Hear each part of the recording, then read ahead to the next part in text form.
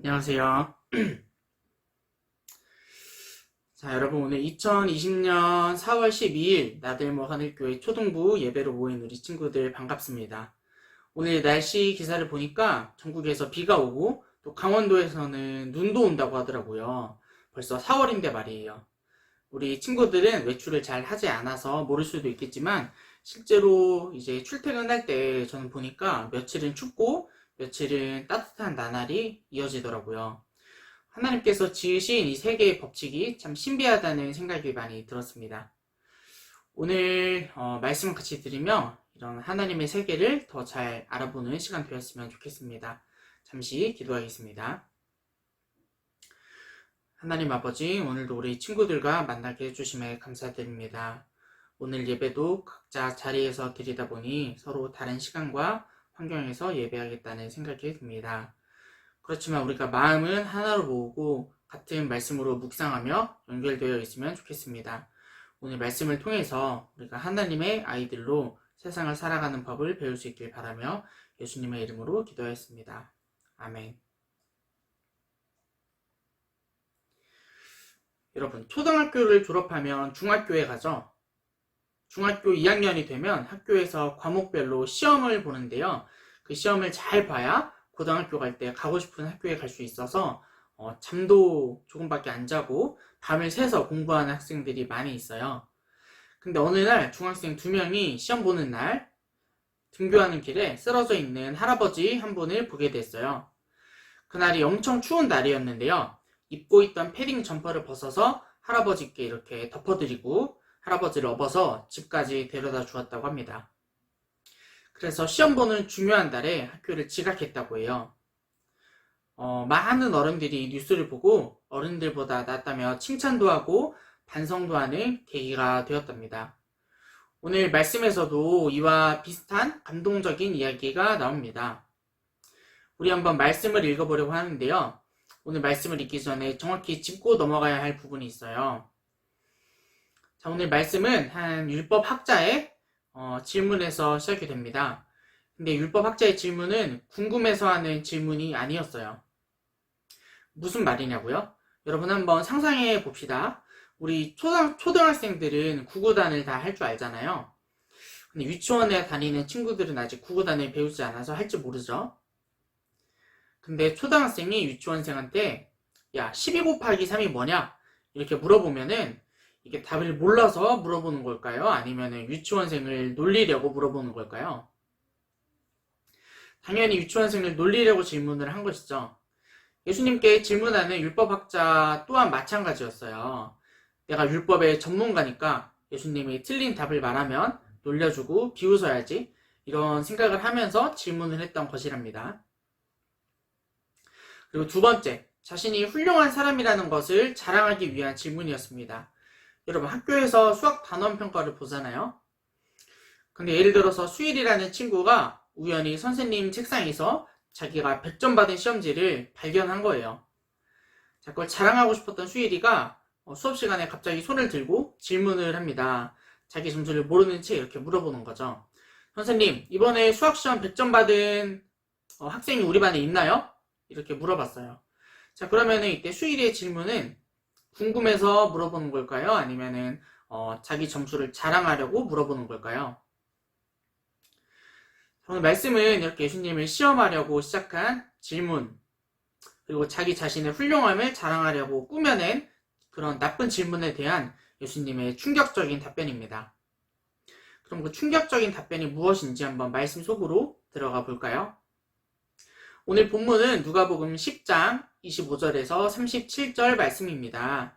선생님 속도에 맞추어서 천천히 읽어봅시다.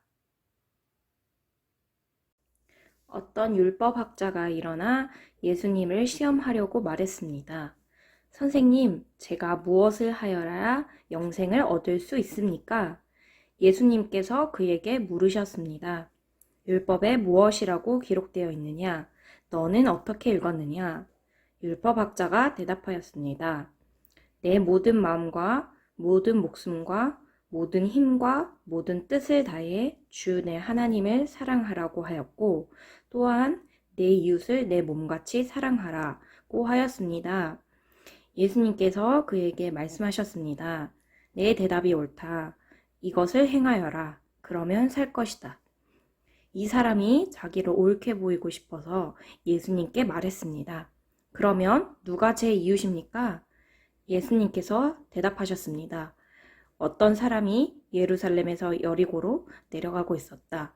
그런데 도중에 강도를 만났다. 강도들은 이 사람의 옷을 벗기고 때려서 거의 죽은 채로 버려두고 갔다. 마침 한 제사장이 그 길을 내려가다가 그 사람을 보고는 길 반대편으로 피해서 지나갔다. 어떤 레위인도 그곳에 와서 그 사람을 보고는 길 반대편으로 피해서 지나갔다. 이번에는 어떤 사마리아 사람이 그 길을 여행하다가 그가 있는 곳에 이르렀다. 사마리아 사람이 그를 보고 불쌍하게 여겼다. 그래서 그 사람에게로 가서 그의 상처에 올리브 기름과 포도주를 붓고 붕대로 감쌌다. 그리고 그를 자기의 짐승에 태우고 여관으로 데리고 가서 그를 정성껏 보살펴 주었다. 다음 날 그는 은화 2개를 여호와 주인에게 주면서 말했다. 이 사람을 잘 보살펴 주세요. 만일 돈이 더 들면 내가 돌아올 때 갚겠습니다. 너는 이 세 사람들 중에 누가 강도 만난 자의 이웃이라고 생각하느냐? 율법학자가 대답했습니다.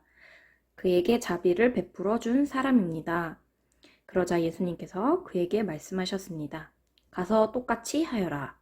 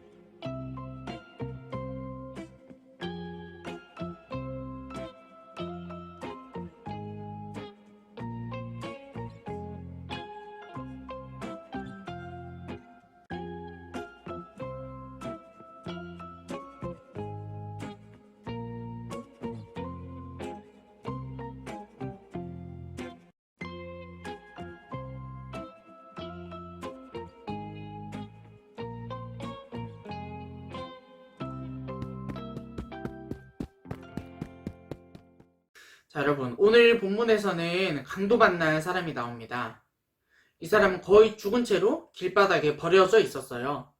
가만히 두면 언제 죽을지 모르는 위급한 상황이었습니다. 근데 그 곁을 지나가던 제사장과 레위 사람이 이 불쌍한 응급 환자를 내버려두고 길 반대편으로 피해서 지나갔다고 합니다. 여러분, 이 시대에 제사장과 레위 사람은 지금으로 따지면 목사님이라고 볼 수 있는데요. 불쌍한 사람을 도와줘야 하는 목사님이 응급 환자를 버려두고 지나갔다니 정말 있을 수 없는 일이죠. 근데 이 제사장과 레위 사람도 죽어가는 사람을 버려두고 삥 돌아서 지나가야만 했던 이유가 있어요. 이 사람들이 잘했다는 것이 아니고 이 사람들의 핑계와 변명을 한번 들어는 보자는 의미에서 민수기서 말씀을 한번 띄워볼게요. 자, 같이 한번 읽어보겠습니다.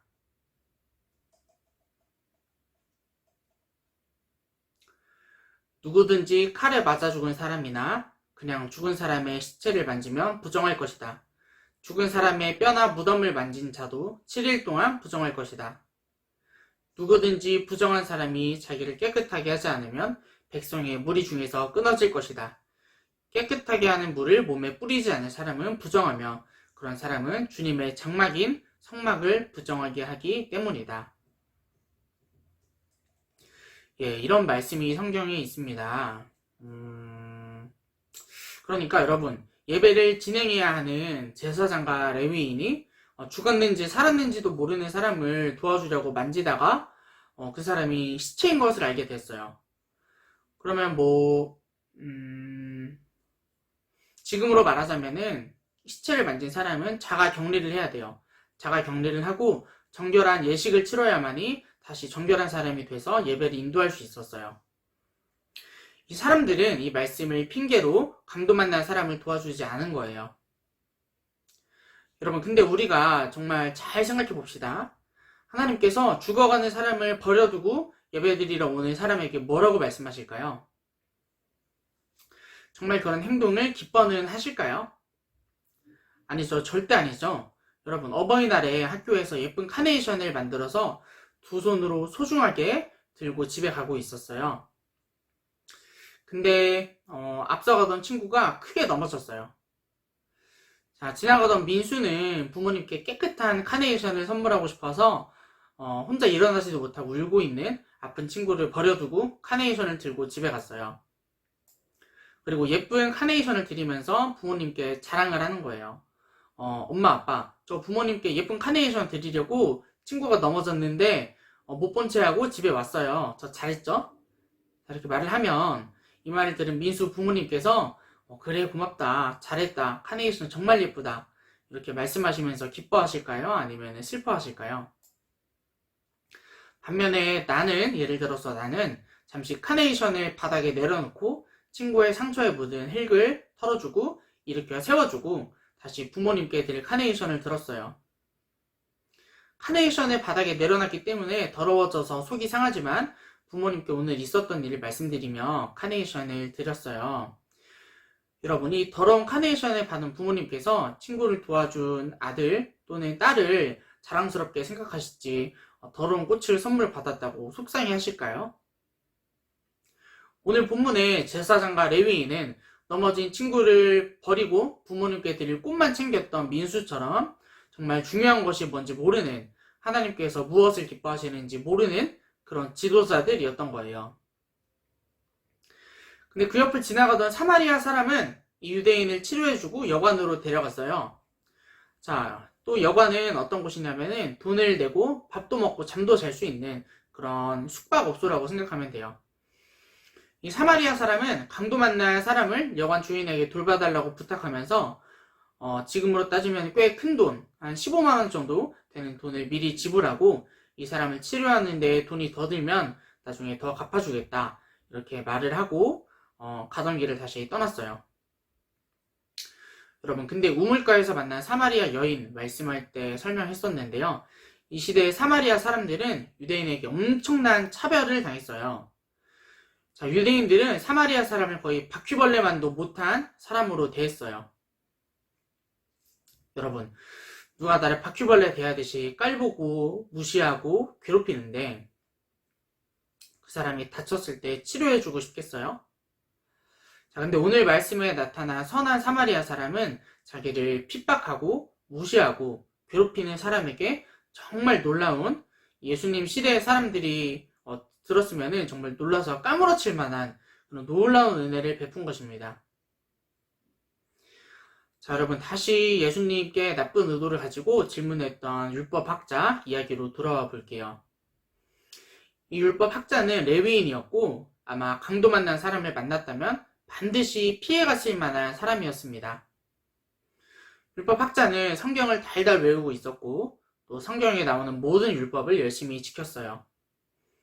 그 완벽한 자기 모습을 자랑하고 예수님을 시험하려고 질문을 했는데 예수님을 무너뜨리기는커녕 칭찬받기는커녕 사마리아 사람 이야기를 통해서 뒤통수를 텅 한 대 맞은 그런 충격을 받았을 거예요. 여러분, 오늘 말씀을 다시 한번 되돌아봅시다. 우리는 빠지지 않고 예배를 드리고 있죠. 그리고 나쁜 일도 하지 않으려고 노력도 하고요. 우리 코로나19로 교회에 나오지 못함에도 불구하고 집에서 부모님과 공과책도 꾸준히 풀고 있어요. 근데 내 마음은, 내 행동 말고 내 마음은 정말로 오늘 본문에 나오는 율법 학자를 닮았나요? 아니면 선한 사마리아 사람을 닮았나요? 정말 도움이 필요한 사람들을 불쌍하게 생각하고 내가 가진 것을 희생해서 그들을 도와주고 있나요? 아니면 저 사람들이 힘든 것은 내 책임이 아니라고 외면하고 있나요? 여러분, 코로나19로 목숨을 잃은 사람이 지금 오늘 기준으로 10만 명이 넘는다고 합니다. 우리나라만 봐도 코로나19로 직장을 잃어버린 사람들이 얼마나 많은지 몰라요. 아픈 사람들 치료하겠다고 달려든 의사 선생님, 또 간호사 선생님들, 자, 환자한테 코로나19 병이 옮아서 돌아가신 분도 있어요. 여러분, 또 이번 주에는 모두 세월호 사건 다들 들어봤을 텐데 세월호 사건이 있었던 4월 16일이 돌아오죠. 그 사고로 죽은 형, 누나, 언니, 오빠들의 가족분들이 또 얼마나 눈물을 흘리는지 우리는 알 수 없습니다. 그러나 우리에게는 이 세상을 만드시고 다스리시는 하나님 아버지가 있잖아요. 우리가 아직 초등학생의 신분이어서 당장 발벗고 나가서 그들을 막 도와주거나 이렇게 위로해주거나 그러기는 사실 힘들지만 우리도 그들을 섬길 수 있는 방법이 있습니다. 우리 온 세상의 주인 대신 하나님께 기도하는 것입니다. 우리 오늘은 선한 사마리아 사람처럼 이웃을 섬기는 시간을 한번 가져보려고 합니다. 오늘은 특별히 각자의 자리에서 다 같이 기도하는 시간을 가질 건데요. 우리 오늘 말씀 떠올리며 한 가지만 간절히 기도합시다. 하나님께서 우리를 불쌍히 여겨주시고 눈물을 흘려주셨듯이 우리도 고통받는 사람들을 불쌍히 여기고 그들을 위해 기도하고 섬길 수 있는 마음을 주시옵소서. 우리 각자의 자리에서 통성으로 또는 묵상으로 2분간 잠시 기도하겠습니다.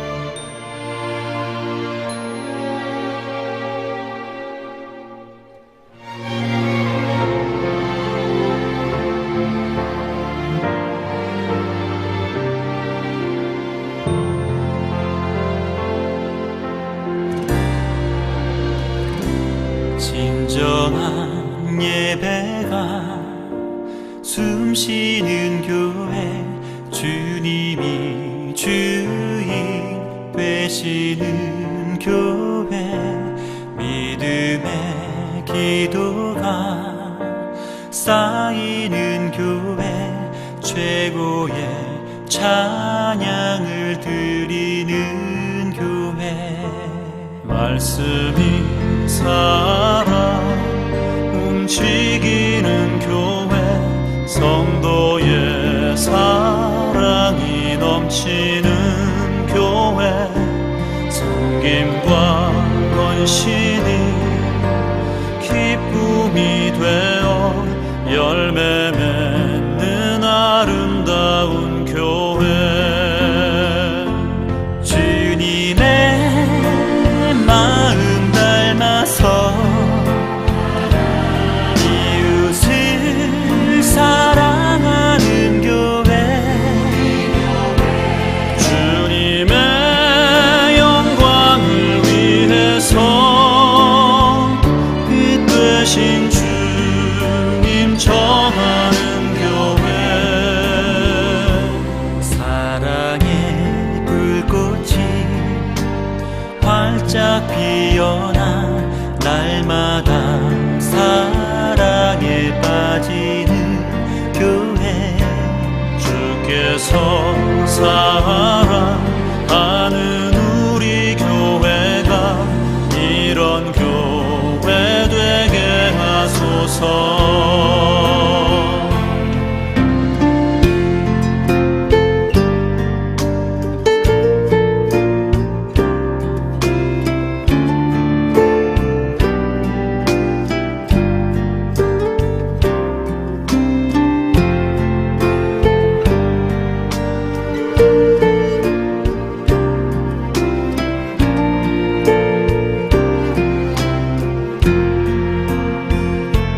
말씀이 살아 움직이는 교회. 성도의 사랑이 넘치는 교회. 섬김과 헌신이 기쁨이 되어 열매 맺는 아름다운 교회. 주님의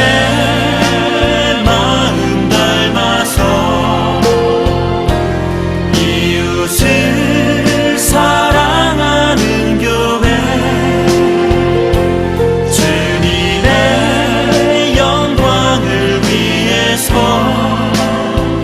빛 되신 주님 전하는 교회. 주께서 사랑하는 우리 교회가 이런 교회 되게 하소서. 주님의 마음 닮아서 이웃을 사랑하는 교회. 주님의 영광을 위해서 빛 되신 주님 전하는 교회. 사랑의 불꽃이 활짝 피어나 날마다 사랑에 빠지는 교회. 주께서 사랑하는 우리 교회가 이런 교회 되게 하소서. 주께서 사랑하는 우리 교회가 이런 교회 되게 하소서. 이런 교회 되게 하소서.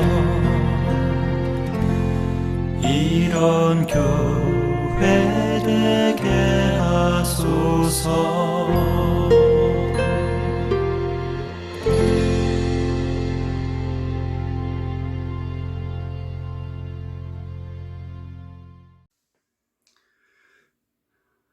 우리 함께 기도로 예배를 마치도록 하겠습니다. 하나님 아버지, 오늘 선한 사마리아 사람의 말씀으로 주님 앞에 나아갔습니다. 하나님, 우리가 이 말씀을 볼 때면 정말 강도 만난 사람처럼 우리가 정말 공고하고 힘들고 좌절하고 넘어졌을 때 예수님께서 십자가에 달리신 그 은혜를 생각하게 됩니다. 선한 사마리아 사람이 아무런 대가를 바라지 않고 자기를 희생하고 공도 만난 사람을 섬겼듯이 우리 예수님께서도 우리가 정말 원수 되었을 때 우리를 사랑하시고 목숨 바쳐 우리를 사랑해 주셨습니다. 우리 이 시간 그 예수님의 사랑을 생각하며 주님 앞에 나아갑니다. 우리가 정말 오늘 말씀 잘 기억하면서 우리가 살아가면서 만나는 이웃들, 정말 불쌍한 사람들을 외면하고 책임을 회피하지 아니하고 예수님처럼 또 선한 사마리아 사람처럼 그들을 위해 같이 울어주고 그들을 위해 같이 그들의 고통을 같이 지고 십자가를 함께 지고 그들의 삶을 함께 살아갈 수 있는 그런 우리들 될 수 있도록 도와주시옵소서. 예수님의 이름으로 기도했습니다. 아멘.